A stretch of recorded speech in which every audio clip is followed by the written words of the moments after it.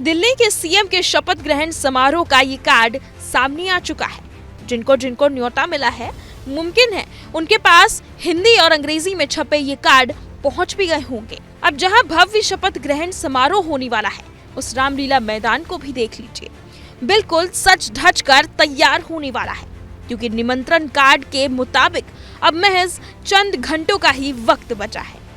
पर इस बार एक नया अध्याय जोड़ने के लिए तैयार है, जिसमें बीजेपी की 2.5 दशक से ज्यादा की जीत को यहां पर सेलिब्रेट किया जाएगा। सेलिब्रेट किस तरह से, एक बड़ा भव्य मंच बनाकर, सुरक्षा की चाक चौबंद तैयारियां करके और चारों ओर भारतीय जनता पार्टी के परचम लहराते हुए दिखेंगे। जो पूरा मैदान है उसे भी भगवा रंग में रंगा गया है, यानी कि भगवा रंग के कपड़े से सजाया जा रहा है। इस बीच बीजेपी ने विधायक दल के नेता के चुनाव के लिए 2 पर्यवेक्षकों को भी चुन लिया है। पूर्व कैबिनेट मंत्री रविशंकर प्रसाद और राष्ट्रीय सचिव ओपी धनखड़ की देखरेख में विधायक दल का नेता चुना जाएगा। लेकिन सबसे बड़ा सवाल, जिसके जवाब का इंतजार पूरी दिल्ली को है, कि उनका अगला सीएम कौन होगा। ये तस्वीर अब तक साफ नहीं हो पाई है। 5 फरवरी को दिल्ली में 70 सीटों पर चुनाव हुआ और 8 फरवरी को नतीजे आए। चौंका देने वाले नतीजे से 27 साल बाद दिल्ली में बीजेपी की वापसी हुई।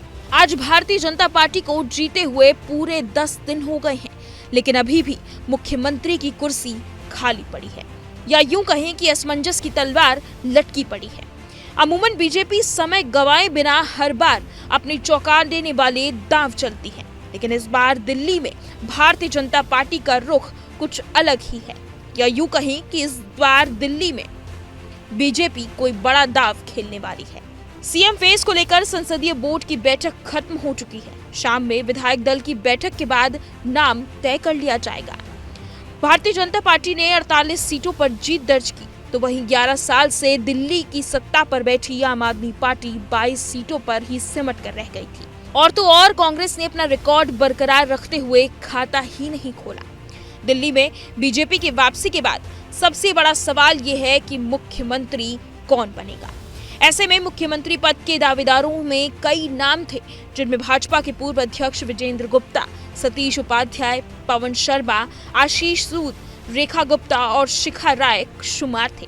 हालांकि जिन नामों की सार्वजनिक चर्चा हो रही है, उनमें से अब 3 नाम सबसे आगे चल रहे हैं।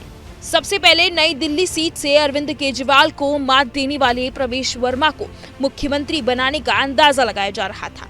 फिर बीजेपी के विधायक वीरेंद्र सचदेवा का नाम आगे आया, पर अब शपथ ग्रहण के करीब आते ही इस रेस में सबसे आगे शालीमार बाग से महिला विधायक रेखा गुप्ता का नाम चल रहा है। जिन नामों की सार्वजनिक चर्चा हो रही है, उनके अलावा कुछ ऐसे नेता भी हैं जो इस दौड़ में छुपे रुस्तम साबित हो सकते हैं।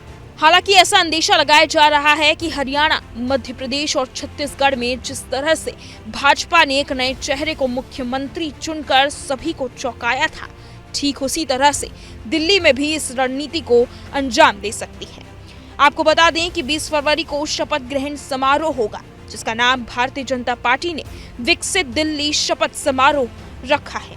ऐसे में बीजेपी कार्यालय में तैयारी शुरू कर दी गई है। शपथ ग्रहण समारोह में पीएम मोदी, सभी केंद्रीय मंत्री, पार्टी के सभी वरिष्ठ नेता, बीजेपी और एनडीए शासित 20 राज्यों के मुख्यमंत्री भी शामिल होंगे।